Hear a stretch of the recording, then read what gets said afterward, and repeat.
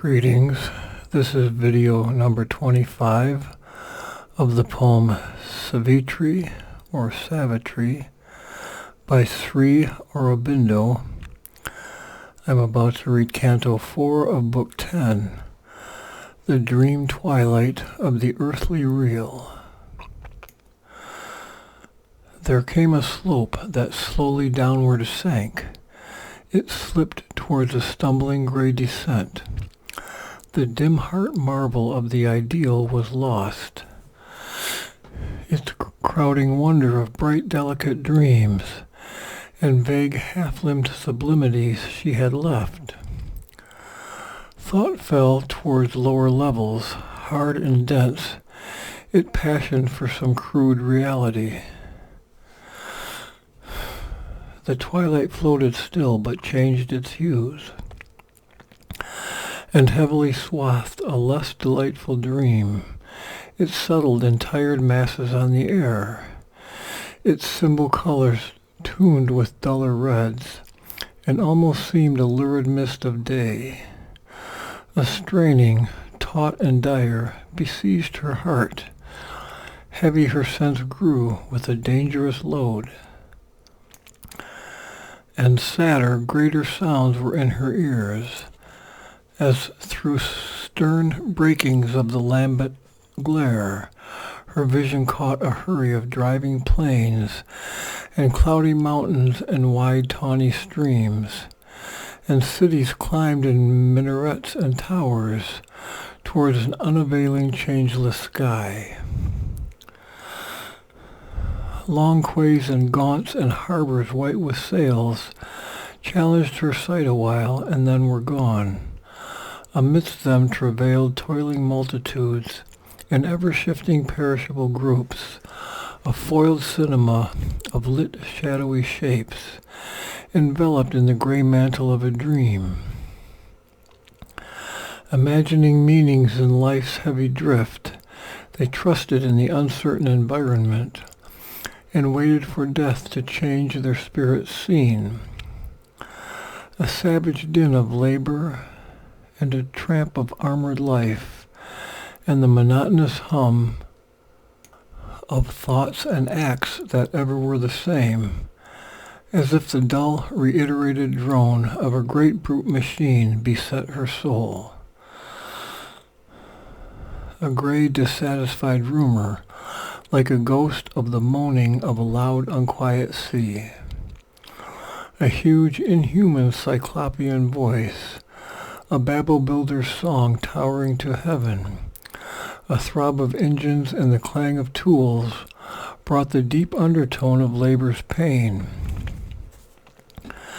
As when pale lightnings tear a tortured sky, high overhead a cloud-rimmed Ceres flared, chasing like smoke from a red funnel driven, the forced creations of an ignorant mind. Drifting she saw like pictured fragments flee, phantoms of human thought and baffled hopes, the shapes of nature and the arts of man, philosophies and disciplines and laws, and the dead spirit of old societies, constructions of the Titan and the worm. As if lost remnants of forgotten light, before her mind there fled with trailing wings, dimmed revelations and delivering words, emptied of their mission and their strength to save, the message of the evangelist gods, voices of prophets, scripts of vanishing creeds. Each in its hour eternal claimed went by, ideals, systems, sciences, poems, crafts, tireless there, perished and again recurred, sought restlessly by some creative power. But all were dreams crossing an empty vast. Ascetic voices called of lonely seers, on mountain summits or by river banks, or from the desolate heart of forest glades, seeking heaven's rest or the spirit's wordless peace, or in bodies motionless like statues, fixed entranced cessations of their sleepless thought, sat sleeping souls, and this too was a dream. All things the past had made and slain were there, its lost forgotten forms that once had lived, and all the present loves as new revealed, and all the hopes the future brings had failed already, caught and spent in efforts vain, repeating fruitlessly age after age. Unwearied, all returned, insisting still, because of joy in the anguish of pursuit, and joy to labor and to win and lose, and joy to create and keep, and joy to kill. The rolling cycles passed and came again, brought the same toils and the same barren end, forms ever new and ever old, the long appalling revolutions of the world. Once more arose the great destroying voice. Across the fruitless labor of the worlds, his huge denials all defeating might, pursued the ignorant march of dolorous time. Behold the figures of this symboled realm, its solid outlines of creative dream, inspiring the great concrete tasks of earth. In its motion parable of human life, here thou canst trace the outcome nature gives to the sin of being and the error in things, and the desire that compels to live, and man's incurable malady of hope. In an immutable order's hierarchy, where nature changes not, man cannot change. Ever he obeys her fixed mutation's law. In a new vision of her oft-told tale, in ever-wheeling cycles turns the race. His mind is pent in circling boundaries, for mind is man, beyond thought he cannot soar. If he could leave his limits, he would be safe. He sees but cannot mount to his greater heavens. Even winged, he sinks back to his native soil. He is a captive in his net of mind, and beats soul wings against the walls of life. In vain his heart lifts up its yearning prayer, peopling with brilliant gods the formless void. Then disappointed, to the void he turns, and in its happy nothingness asks release, the calm nirvana of his dream of self. The word in silence ends, in naught the name.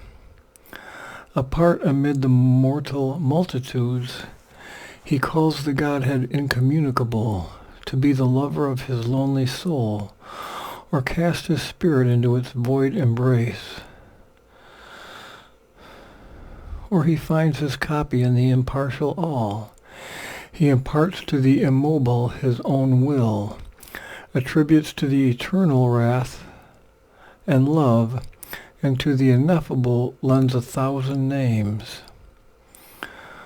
Hope not to call God down into his life. How shalt thou bring the everlasting here? There is no house for him in hurrying time. Vainly thou seekest in matter's world an aim. No aim is there, only a will to be. All walk by nature bound forever the same. Look on these forms that stay a while and pass, these lives that long and strive, then are no more, these structures that have no abiding truth, the Savior creeds that cannot save themselves, but perish in the strangling hands of the years, discarded from man's thought, proved false by time, philosophies that strip all problems bare, but nothing ever have solved since earth began, and sciences omnipotent and vain, by which men learn of what the suns are made, transform all forms to serve their outward needs, ride through the sky and sail beneath the sea, but learn not what they are or why they came. These polities, architectures of man's brain, that, bricked with evil and good, wall in man's spirit, and fissured houses, palace at once and jail, rot while they reign and crumble before they crash. These revolutions, demon or drunken god, convulsing the wounded body of mankind, only to paint in new colors an old face.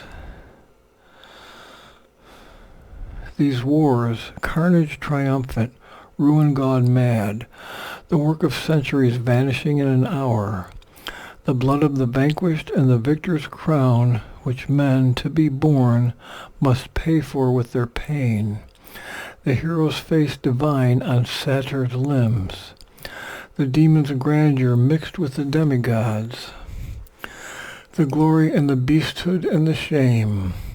Why is it all the labor and the din, the transient joys, the timeless sea of tears, the longing and the hoping and the cry, the battle and the victory and the fall, the aimless journey that never can pause, the waking toil, the incoherent sleep, songs, shouts and weeping, wisdom and idle words, the laughter of men, the irony of the gods. Where leads the march? Whither the pilgrimage? Who keeps the map of the route or planned each stage? Or else self-moved the world walks in its own way, or nothing is there but only a mind that dreams. The world is a myth that happened to come true, a legend told to itself by conscious mind, imaged and played on a feigned matter's ground, on which it stands in an unsubstantial vast. Mind is the author, spectator, actor, stage. Mind only is, and what it thinks is seen. If mind is all, renounce the hope of bliss. If mind is all, renounce the hope of truth, for mind can never touch the body of truth. And mind can never see the soul of God. Only his shadow it grasps, nor hears his laugh, as it turns from him to the vain seeming of things. Mind is a tissue woven of light and shade, where right and wrong have sewn their mingled parts. Or mind is nature's marriage of covenants between truth and falsehood, between joy and pain. This struggling pair no court can separate. Each thought is a gold coin with brilliant alloy, and error and truth are its obverse and reverse. This is the imperial mintage of the brain, and of this kind is all its currency. Think not to plant on earth the living truth, or make of matter's world the home of God. Truth comes not there, but only the thought of truth. God is not there, but only the name of God. If self there is, it is bodiless and unborn. It is no one, and it is possessed by none. On what shalt thou build thy happy world? Cast off thy life and mind, then art thou self, and all-seeing omnipresence, stark, alone. If God there is, he cares not for the world. All things he sees with calm, indifferent gaze. He has doomed all hearts to sorrow and desire. He has bound all life with his implacable laws. He answers not the ignorant voice of prayer.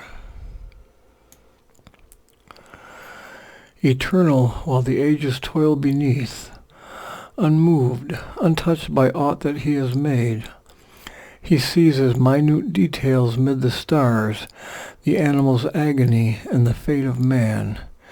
Immeasurably wise, he exceeds thy thought. His solitary joy needs not thy love. His truth in human thinking cannot dwell. If thou desirest truth, then still thy mind, forever slain by the dumb unseen light. Immortal bliss lives not in human air. How shall the mighty mother her calm delight keep fragrant in this narrow fragile vase? or lodge her sweet unbroken ecstasy in hearts which earthly sorrow can assail, and bodies careless death can slay at will? Dream not to change the world that God has planned. Strive not to alter his eternal law. If heavens there are, whose gates are shut to grief, there seek the joy thou couldst not find on earth, or in the imperishable hemisphere where light is native and delight is king, and spirit is the deathless ground of things. Choose thy high station, child of eternity. If thou art spirit, and nature is thy robe, cast off thy garb, and be thy naked self, immutable in its undying truth, alone forever in the mute alone. Turn then to God, for him leave all behind, forgetting love, forgetting Satyavan. Annul thyself in his immobile peace, O soul, drowned in his still beatitude, for thou must die to thyself to reach God's height. I, death, am the gate of immortality. But Savitri answered to the sophist God, once more wilt thou call light to blind truth's eyes, make knowledge a catch of the snare of ignorance, and the word a dart to slay my living soul. Offer, O King, thy boons to tired spirits, and hearts that could not bear the wounds of time. Let those who are tied to body and to mind tear off those bonds and flee into white calm, crying for a refuge from the play of God. Surely thy boons are great since thou art he. But how shall I seek rest in endless peace, who houses the mighty mother's violent force, her vision turned to read the enigmaed world,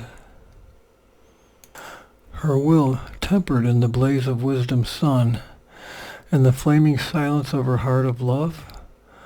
The world is a spiritual paradox, invented by a need in the unseen, a poor translation to the creature's sense of that which forever exceeds idea and speech, a symbol of what can never be symbolized, a language mispronounced, misspelt, yet true. Its powers have come from the eternal heights and plunged into the inconscient dim abyss, and risen from it to do their marvelous work. The soul is a figure of the unmanifest. The mind labors to think the unthinkable.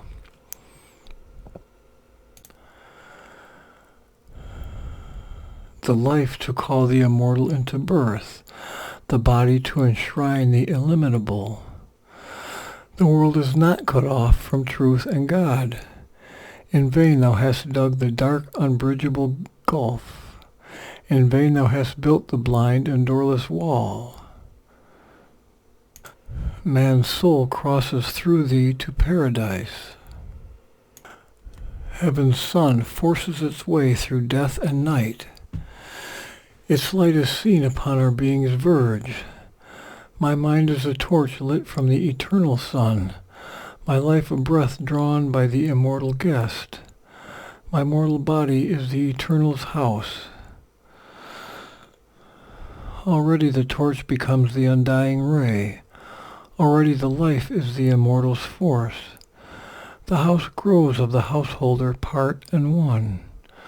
How sayest thou truth can never light the human mind, and bliss can never invade the mortal's heart, or God descend into the world he made?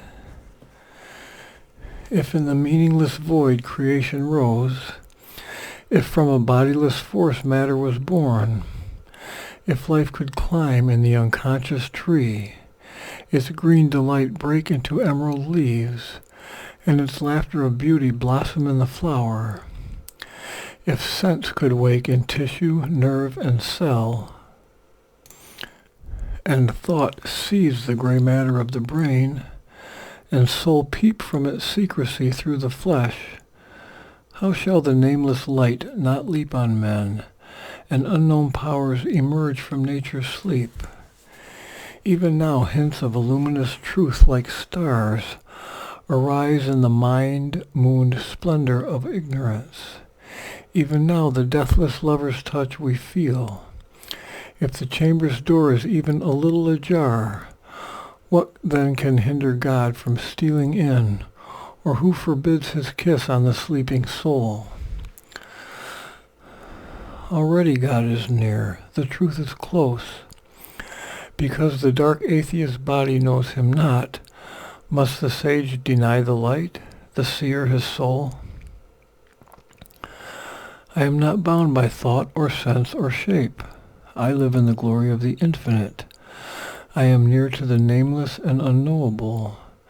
The ineffable is now my household mate. But standing on eternity's luminous brink,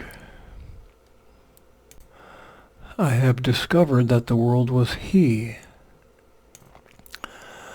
I have met spirit with spirit, self with self, but I have loved too the body of my God. I have pursued him in his earthly form. A lonely freedom cannot satisfy a heart that has grown one with every heart. I am a deputy of the aspiring world. By spirit's liberty I ask for all.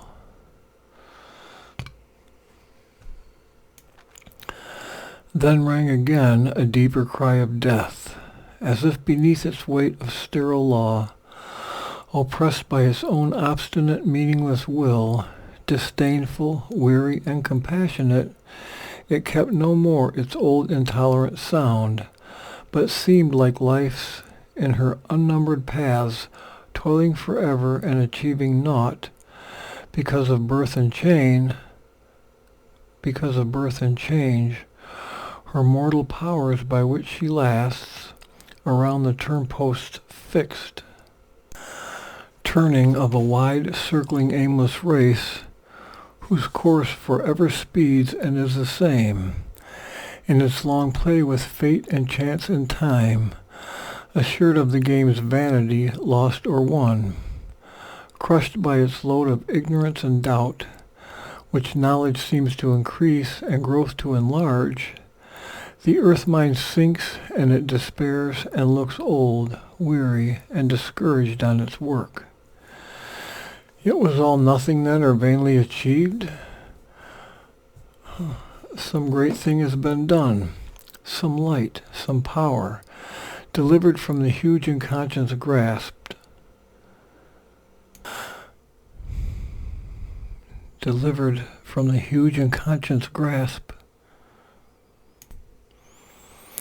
It has emerged from night. It sees its dawns, circling forever, though no dawns can stay. This change was in the Godhead's far-flung voice.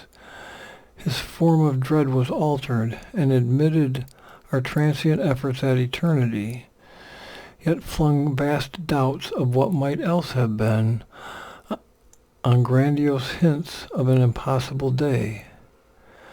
The great voice surging cried to Savitri, because thou knowest the wisdom that transcends both veil of forms and the contempt of forms, arise delivered by the seeing gods.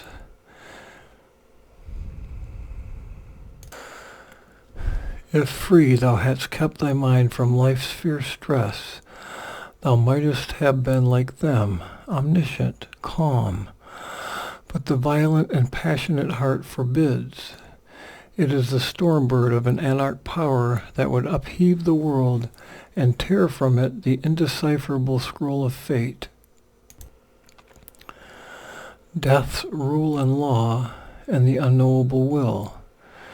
Hasteners to action, violators of God are these great spirits who have too much love, and they who formed like thee, for both art thou, have come into the narrow bounds of life with too large natures overleaping time. Worshippers of force who know not her recoil, their giant wills compel the troubled years.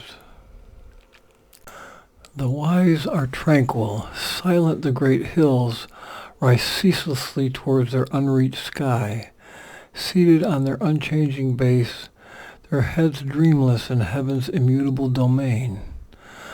On their aspiring tops, sublime and still, lifting halfway to heaven the climbing soul, the mighty mediators stand content to watch the revolutions of the stars. Motionlessly moving with the might of earth, they see the ages pass and are the same. The wise think with the cycles, they hear the tread of far-off things.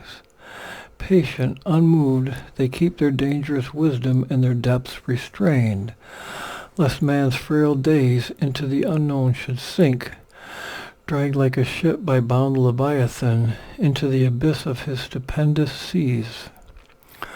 Lo, how all shakes when the gods tread too near. All moves, is in peril, anguished, torn, upheaved.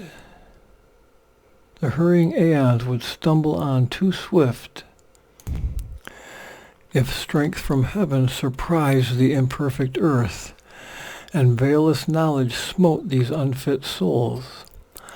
The deities have screened their dreadful power. God hides his thought, and even he seems to err. Be still and tardy in the slow wise world. Mighty art thou with the dread goddess filled, to whom thou criest at dawn in the dim woods.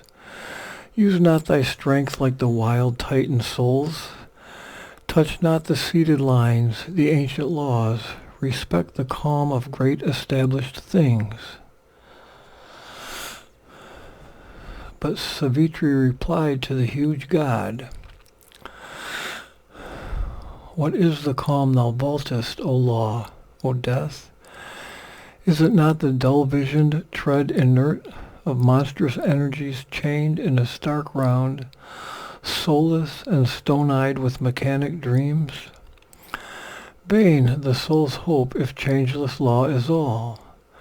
Ever to the new and the unknown press on, the speeding aeons justifying God.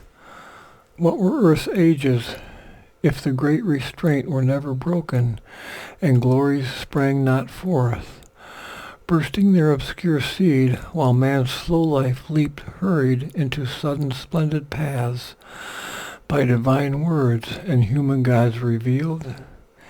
Impose not upon sentient minds and hearts the dull fixity that binds inanimate things.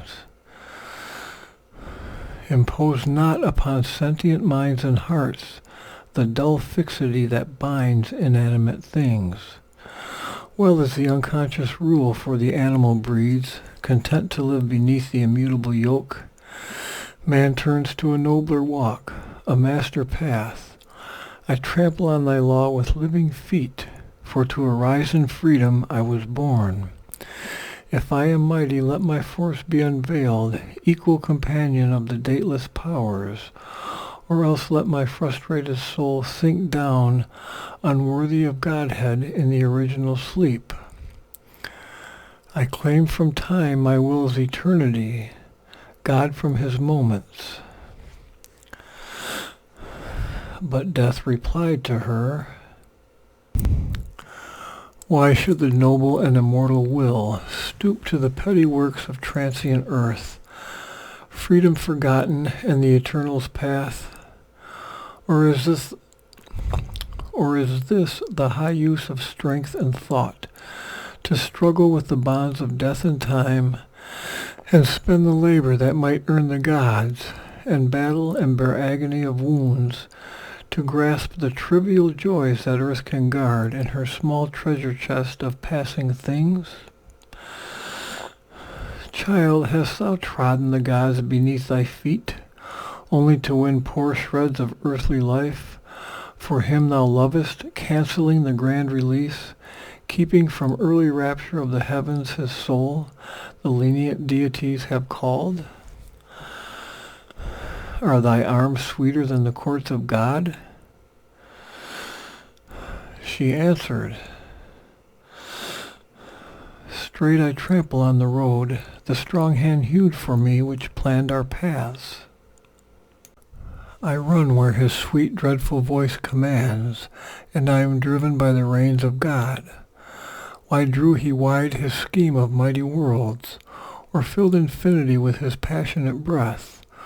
Or wherefore did he build my mortal form, and sow in me his bright and proud desires, if not to achieve, to flower in me, to love, carving his human image richly shaped in thoughts and largenesses and golden powers?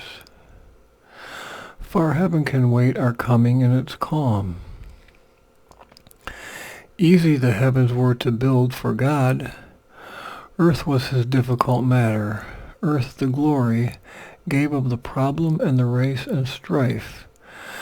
There are the ominous masks, the terrible powers. There it is greatness to create the gods. Is not the spirit immortal and absolved always, delivered from the grasp of time? Why came it down into the mortal space? A charge he gave to his high spirit in man, and wrote a hidden decree on nature's tops. Freedom is this with every seated soul, large in life's limits, strong in matter's knots, believing great stuff of action from the worlds, building great stuff of action from the worlds, to make fine wisdom from coarse scattered strands, and love and beauty out of war and night. The wager wonderful, the game divine. What liberty has the soul which feels not free, unless stripped bare and cannot kiss the bonds the lover winds around his playmate's limbs, choosing his tyranny, crushed in his embrace. To seize him better with her boundless heart, she accepts the limiting circle of his arms, bows full of bliss beneath his mastering hands, and laughs in his rich constraints, most bound, most free. This is my answer to thy lures, O death. Immutable, death's denial met her cry. However mighty, whatever thy secret name uttered in hidden conclaves of the gods, thy heart's ephemeral passion cannot break the iron rampart of accomplished things with which the great gods fence their camp in space. Whoever thou art behind thy human mask, even if thou art the mother of the worlds, and peggest thy claim upon the realms of chance, the cosmic law is greater than thy will. Even God himself obeys the laws he made. The law abides and never can it change. The person is a bubble on time's sea. A forerunner of a greater truth to come, thy sole creator of its freer law, vaunting a force behind on which it leans, a light above which none but thou hast seen, thou claimest the first fruits of truth's victory. But what is truth, and who can find her form? Amid the spacious images of sense, amid the crowding guesses of the mind, and the dark ambiguities of a world peopled with the incertitudes of thought? For where is truth, and when was her footfall heard, amid the endless clamor of time's mart? And which is her voice amid the thousand cries that cross the listening brain and cheat the soul? Or is truth aught but a high starry name, or a vague and splendid word by which man's thought sanctions and consecrates his nature's choice? The heart's wish donning knowledge as its robe, the cherished idea, elect among the elect, thought's favorite mid the children of half-light who, high-voiced, crowd the playgrounds of the mind, or people its dormitories in infant sleep? All things hang here between God's yes and no. Two powers real, but to each other untrue. Two consort stars in the moon night of mind, that towards two opposite horizons gaze, the white head and black tail of the mystic drake, The swift and the lame foot, wing strong, wing broken, sustaining the body of the uncertain world, a great surreal dragon in the skies. Too dangerously thy high proud truth must live entangled in matter's mortal littleness. All in this world is true, yet all is false. Its thoughts into an eternal cipher run, its deeds swell to time's rounded sum. Thus man is at once animal and God, a disparate enigma of God's make, unable to free the Godhead's form within, a being less than himself, yet something more, the aspiring animal, the frustrate God, yet neither beast nor deity, but man. But man, tied to the kind earth's labor, strives to exceed,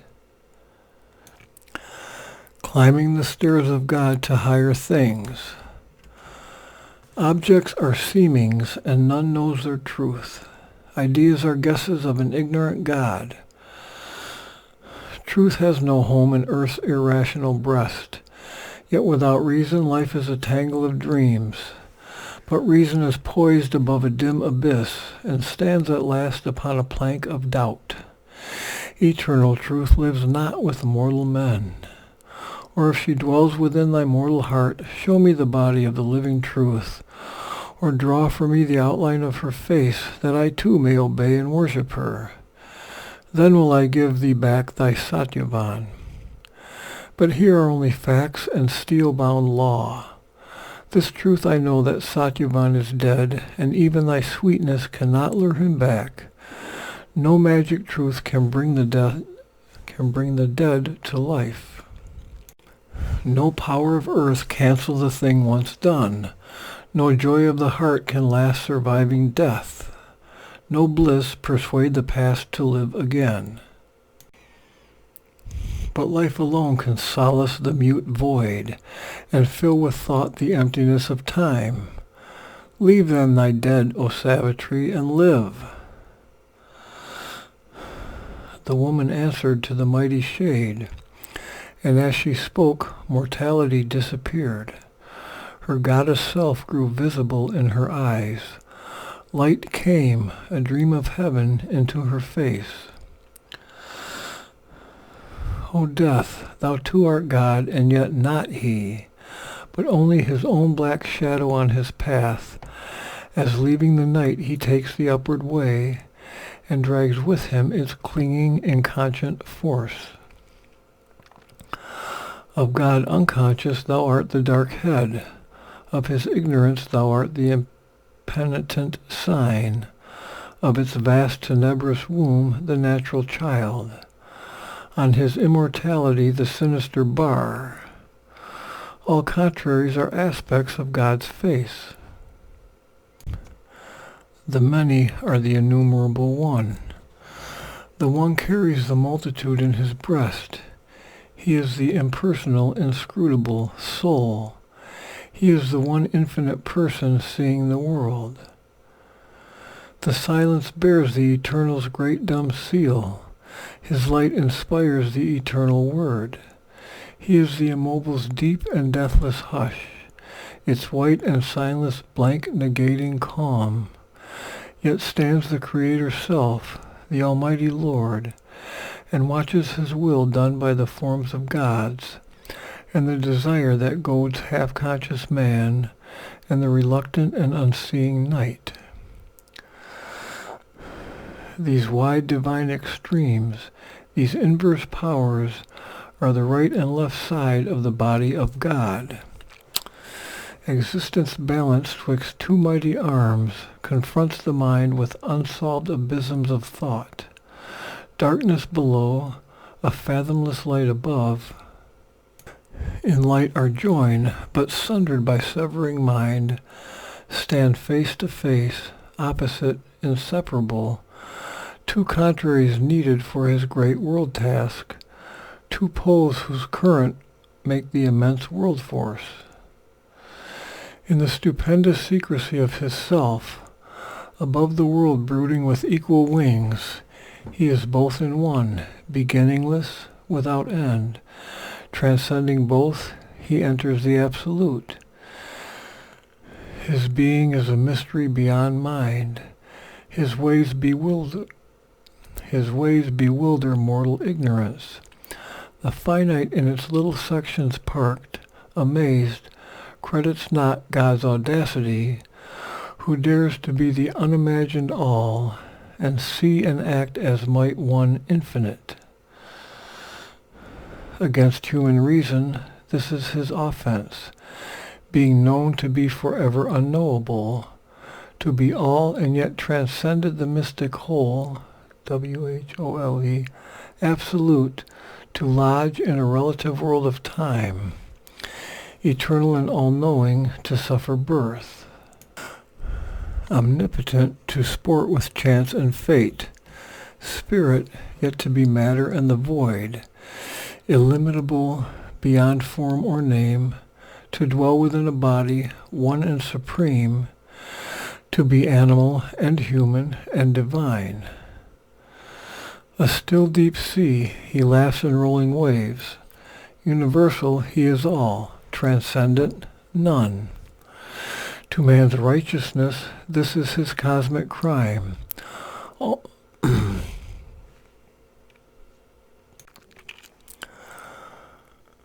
Almighty beyond good and evil to dwell, leaving the good to their fate in a wicked world, and evil to reign in this enormous scene. All opposition seems in strife and chance, an aimless labor with but scanty sense, to eyes that see a part and miss the whole. The surface men scan, the depths refuse their search. A hybrid mystery challenges the view, or a discouraging sordid miracle. Yet, in the exact, in conscience stark conceit, in the casual error of the world's ignorance, a plan, a hidden intelligence is glimpsed. There is a purpose in each stumble and fall. Nature's most careless lolling is a pose, preparing some forward step, some deep result. Ingenious notes plugged into a motive score, these million discords dot the harmonious theme of the evolution's huge orchestral dance. A truth supreme has forced the world to be. It has wrapped itself in matter as in a shroud of death, a shroud of ignorance. It compelled the suns to burn through silent space, flame signs of its uncomprehended thought, in a wide brooding ether's formless muse. It made of knowledge a veiled and struggling light, of being a substance nescient, dense and dumb, of bliss the beauty of an insentient world. In finite things the conscious infinite dwells. Involved, it sleeps in matter's helpless trance. It rules the world from its sleeping senseless void. Dreaming, it throws out mind and heart and soul to labor, crippled, bound, on the hard earth. A broken whole that works through scattered points.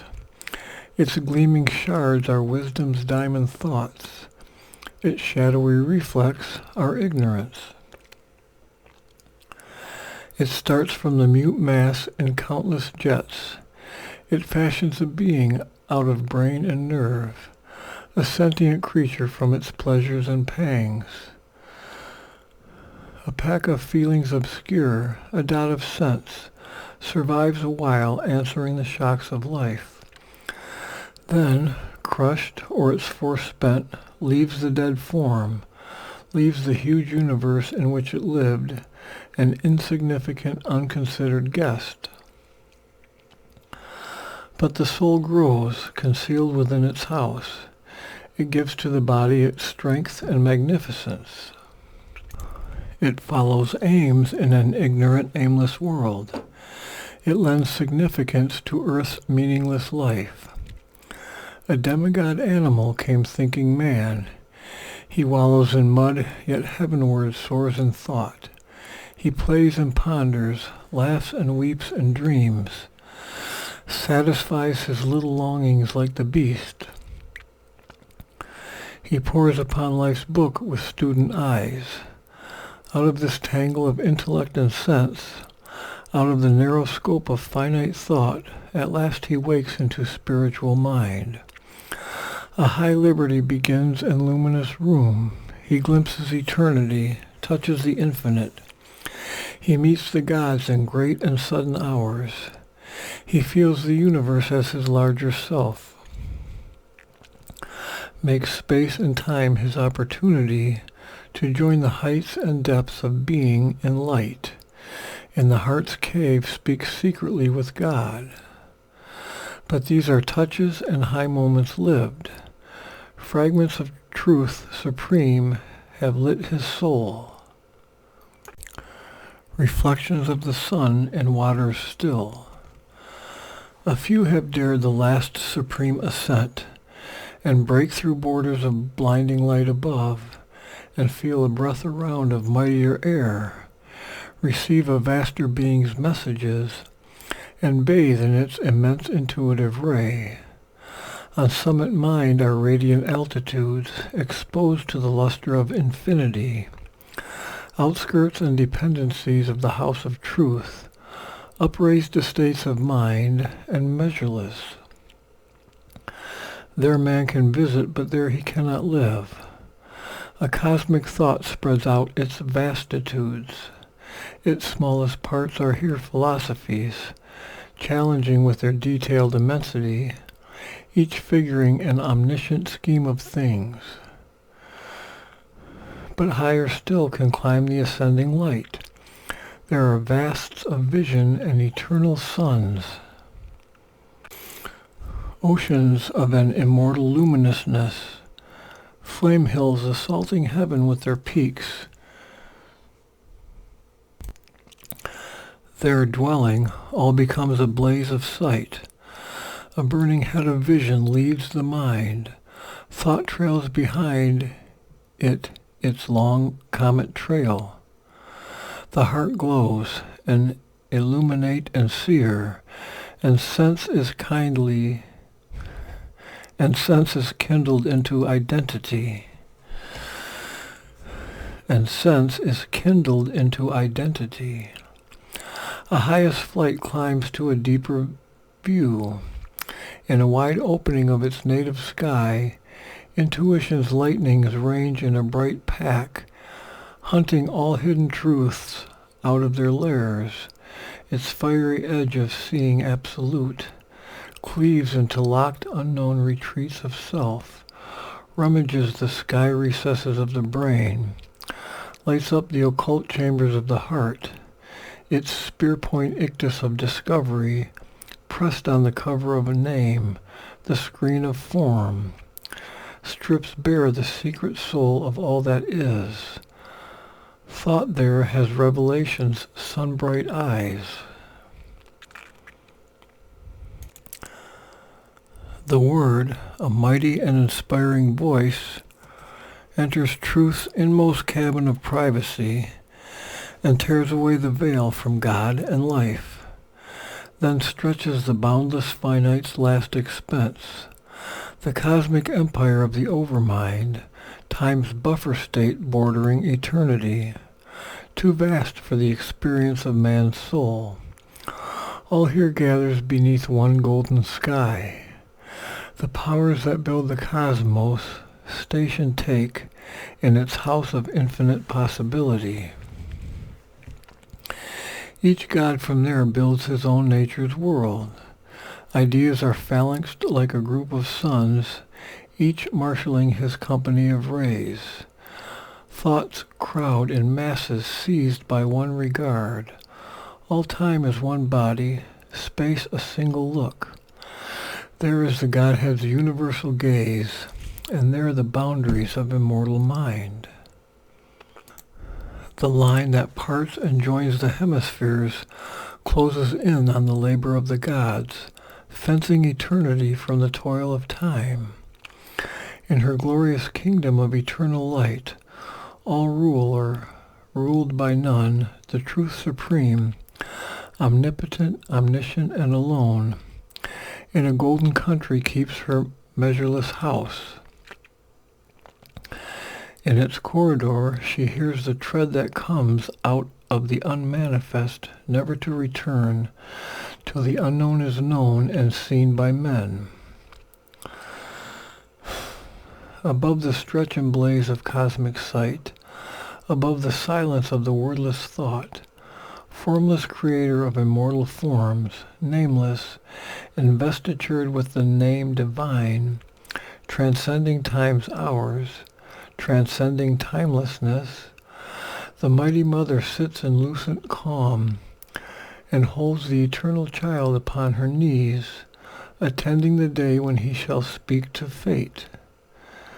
This is the image of our future's hope. There is the sun for which all darkness waits. There is the imperishable harmony. The world's contradictions climb to her and are one. There is the truth of which the world's truths are shreds, the light of which the world's ignorance is the shade, till truth draws back the shade that it has cast, the love our hearts call down to heal all strife, the bliss for which the world's derelict sorrows yearn. Thence comes the glory sometimes seen on earth, the visits of Godhead to the human soul, the beauty and the dream on nature's face. There the perfection born from eternity calls to it the perfection born in time. The truth of God surprising human life, the image of God overtaking finite shapes. There in a world of everlasting light, in the realms of the immortal supermind, truth who hides here her hidden mystery, her riddle deemed by reason impossible, in the stark structure of material form, unenigmaed lives, unmasked her face, and there is nature and the common law of things. There in a body made of spirit stuff, the heartstone of the everlasting fire, action translate the movements of the soul, thought steps infallible and absolute, and life is a continual worship's rite, a sacrifice of rapture to the One. A cosmic vision, a spiritual sense, feels all the infinite lodged in finite form, and sees through a quivering ecstasy of light, discovers the bright face of the bodiless. In the truth of a moment, in the moment's soul can sip the honey wine of eternity. A spirit who is no one and innumerable, the one mystic infinite person of his world, multiplies his myriad personality, on all his body seals his divinity stamp, and sits in each immortal and unique. The immobile stands behind each daily act, a background of the movement and the scene, upholding creation on its might and calm and change on the immutable's deathless poise. The timeless looks out from the traveling hours. The ineffable puts on a robe of speech, where all its words are woven like magic threads, moving with beauty, inspiring with their gleam, and every thought takes up its destined place, recorded in the memory of the world. The truth supreme, vast and impersonal, fits faultlessly the hour and circumstance, its substance a pure gold ever the same, but shaped into vessels for the Spirit's use. Its gold becomes the wine jar and the vase. All there is a supreme epiphany. The all-wonderful makes a marvel of each event. The all-beautiful is a miracle in each shape. The all-blissful smites with rapture the heart's throbs. A pure celestial joy is the use of sense. Each being there is a member of the self, a portion of the million-thoughted all, a claimant to the timeless unity, the many sweetness, the joy of difference, edged with the intimacy of the one. But who can show to thee truth's glorious face? Our human words can only shadow her. To thought she is an unthinkable rapture of light, to speech a marvel inexpressible. O death, if thou couldst touch the truth supreme, thou wouldst grow suddenly wise and cease to be. If our souls could see and love and clasp God's truth, its infinite radiance would seize our hearts. Our being in God's image be remade, and earthly life become the life divine. Then death the last time answered Savitri, if truth supreme transcends her shadow here, severed by knowledge in the climbing vasts, what bridge can cross the gulf that she has left between her and the dream world she has made?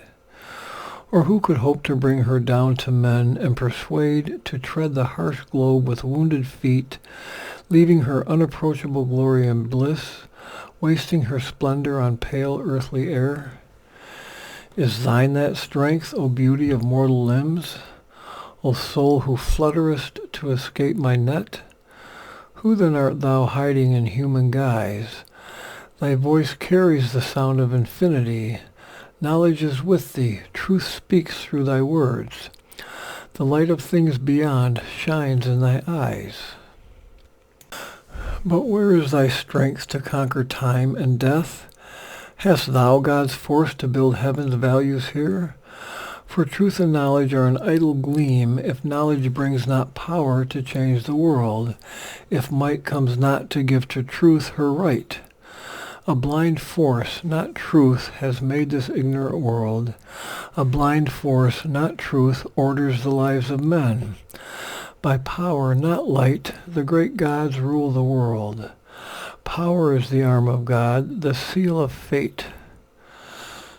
O human claimant to immortality, reveal thy power. Lay bare thy spirit's force, then will I give back to thee Satyavan. Or if the mighty mother is with thee, show me her face that I may worship her. Let deathless eyes look into the eyes of death. An imperishable force touching brute things, transform earth's death into immortal life. Then can thy dead return to thee and live. The prostrate earth perhaps shall lift her gaze, and feel near her the secret body of God, and love and joy overtake fleeing time. And Savitri looked on death and answered not. Almost it seemed as if in his symbol shape the world's darkness had consented to heaven light, and God needed no more the inconscious screen.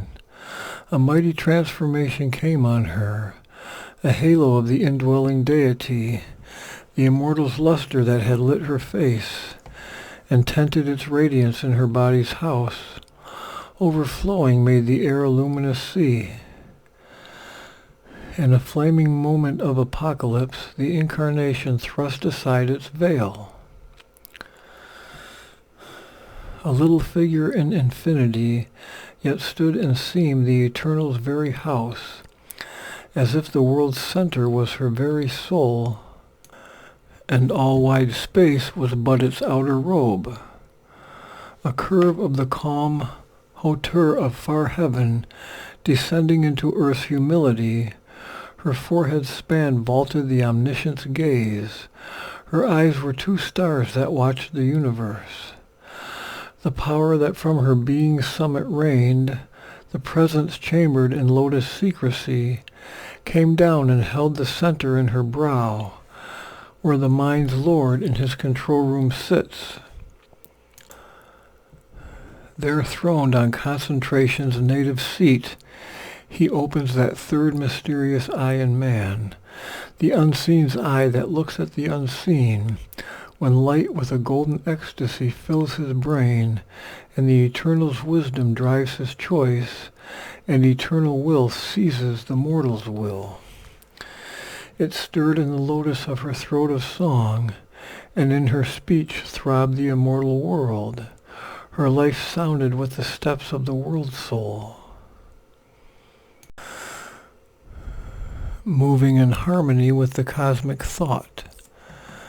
As glides God's sun into the mystic cave, where hides his light from the pursuing gods, it glided into the lotus of her heart, and woke in it the force that alters fate. It poured into her navel's lotus depth, lodged in the little life-nature's narrow home. On the body's longings grew heaven rapture's flower, and made desire a pure celestial flame, broke into the cave where coiled world energy sleeps, and smote the thousand-hooded serpent force that blazing towered and clasped the world self above, joined matter's dumbness to the spirit's hush, and filled earth's acts with the spirit's silent power. Thus changed, she waited for the word to speak. Eternity looked into the eyes of death, and darkness saw God's living reality. Then a voice was heard that seemed the stillness's self, or the low calm utterance of infinity when it speaks to the silence in the heart of sleep. I hail thee, almighty and victorious death, thou grandiose darkness of the infinite, O void that makest room for all to be, hunger that gnawest at the universe, consuming the cold remnants of the suns, and eatest the whole world with thy jaws of fire, waster of the energy that has made the stars, in conscience, carrier of the seeds of thought, nescience in which all knowledge sleeps entombed, and slowly emerges in its hollow breast, wearing the mind's mask of bright ignorance. Thou art my shadow and my instrument. I have given thee thy awful shape of dread, and thy sharp sword of terror and grief and pain, to force the soul of man to struggle for light. On the brevity of his half-conscious days, thou art his spur to greatness in his works, the whip to his yearning for eternal bliss, his poignant need of immortality. Live death a while, be still my instrument. One day man, too, shall know thy fathomless heart of silence, and the brooding peace of night, and grave obedience to eternal law, and the calm inflexible pity in thy gaze. But now, O timeless mightiness, stand aside and leave the path of my incarnate force. Relieve the radiant God from thy black mask. Release the soul of the world called Satyavan, freed from thy clutch of pain and ignorance, that he may stand master of life and fate, man's representative in the house of God, the maid of wisdom and the spouse of light, the eternal bridegroom of the eternal bride. She spoke, but death unconvinced resisted still. Although he knew, refusing still to know, although he saw, refusing still to see. Unshakable he stood, claiming his right. His spirit bowed, his will obeyed the law of its own nature, binding even on God's. The two opposed each other face to face. His being like a huge fort of darkness towered. Around it her light grew, an ocean's siege. A while the shade survived, defying heaven, assailing in front, oppressing from above, a concrete mass of conscious power. He bore the tyranny of her divine desire. A pressure of intolerable force weighed on his unbowed head and stubborn breast. Light like a burning tongue leapt up licked up his thoughts. Light was a luminous torture in his heart. Light coursed a splendid agony through his nerves. His darkness muttered, perishing in her blaze. Her mastering word commanded every limb, and left no room for his enormous will that seemed pushed out into some helpless space and could no more re-enter but left him void. He called to night, but she fell shuddering back. He called to hell, but sullenly it retired. He turned to the inconscient for support, from which he was born, his vast sustaining self. It drew him back towards boundless vacancy, as if by himself to swallow up himself. He called to his strength, but it refused his call. His body was eaten by light, his spirit devoured. At last he knew defeat inevitable, and left crumbling the shape that he had worn, abandoning hope to make man's soul his prey, and force to be mortal the immortal spirit. Afar he fled, shunning her dreaded touch, and refuge took in the retreating night. In the dream twilight of that symbol world, the dire universal shadow disappeared, vanishing into the void from whence it came. As if deprived of its original cause, the twilight realm passed, fading from their souls, and Satyavan and Savitri were alone. But neither stirred.